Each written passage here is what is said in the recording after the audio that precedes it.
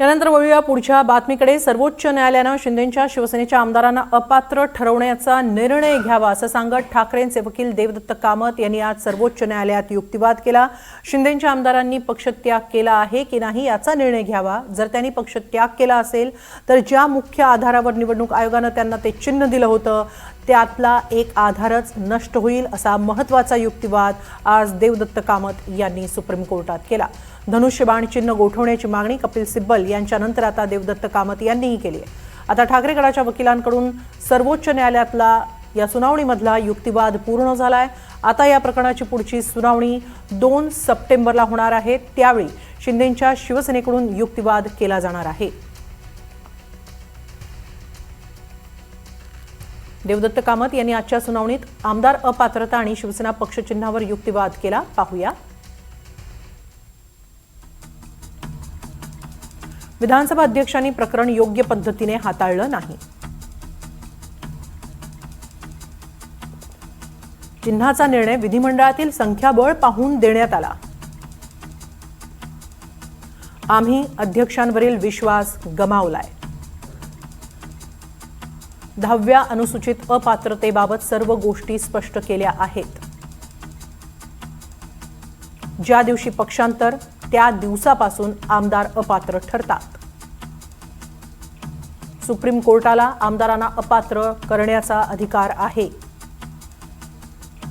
अपात्रतेची कायदेशीर घोषणा आजही होऊ शकते। आमदारांची टर्म संपली तरी कोर्टाचा निर्णय महत्त्वाचा असतो। फूट पडलेली आहे की नाही याचा सोक्षमोक्ष लावा। आमचा दरम्यान कोर्टाने यात काय म्हटले ते पाहूया। आमचा अधिकार आहे यात काहीच शंका नाही।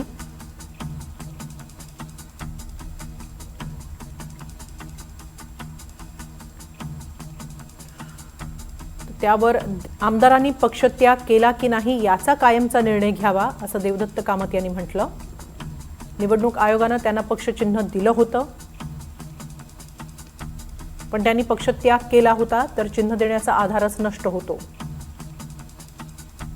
कथित पक्षत्यागानंतरही ते पक्षचिन्हाचा लाभ उपभोगत आहेत।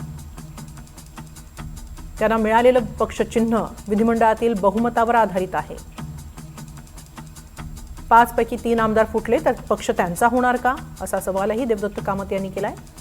राजकीय पक्ष फुटला तरच चिन्हाचा मुद्दा येतो। विधिमंडळ पक्ष फुटल्यावर चिन्हाचा प्रश्नच येत नाही। अपात्रतेच्या निर्णयाआधीच आयोगाने पक्ष आणि चिन्ह शिंदेंना दिलं। चिन्ह कोणाला द्यायचं नसेल तर ते गोठवावं। दरम्यान आजच्या सुनावणीनंतर दोन्ही गटाच्या नेत्यांनी काय प्रतिक्रिया दिल्यात पाहूया।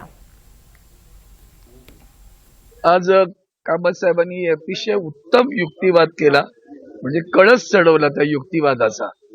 त्यातला पहिली गोष्ट अशी होती की परवा माननीय सर्वोच्च न्यायालयाने विचारलं होतं आम्हाला असा निर्णय घेता येईल का कालावधी लोटल्यानंतरचा, आणि म्हणून त्यांनी असंख्य उदाहरणं दिली। म्हणजे केरळाच्या कोर्टाचं दिलं, उत्तर प्रदेश दिलं, हरियाणा दिलं, अनेक कोर्टांमध्ये हायकोर्टांची उदाहरणं दिली आणि मग सुप्रीम कोर्टचं पण एक शेवटचं एक उदाहरण दिलं लेटेस्ट, पण कलकत्ता कोर्टाचं दिलं की अशा पद्धतीनं जरी कालावधी इन प्रिन्सिपल म्हणजे आपण म्हणू त्यांना डिस्क्वालिफाय करता येतं हे त्यांनी आज फार ठासून सांगितलं। सगळ्यात पहिला मुद्दा असा आहे की उभाटानी आणि यांच्या वकिलांनी यांचा विश्वास ना इलेक्शन कमिशनवर आहे ना यांचा विश्वास हा स्पीकरवर आहे आणि ना यांचा विश्वास याच्या अगोदरच्या कोर्टाच्या जजमेंटवर आहे।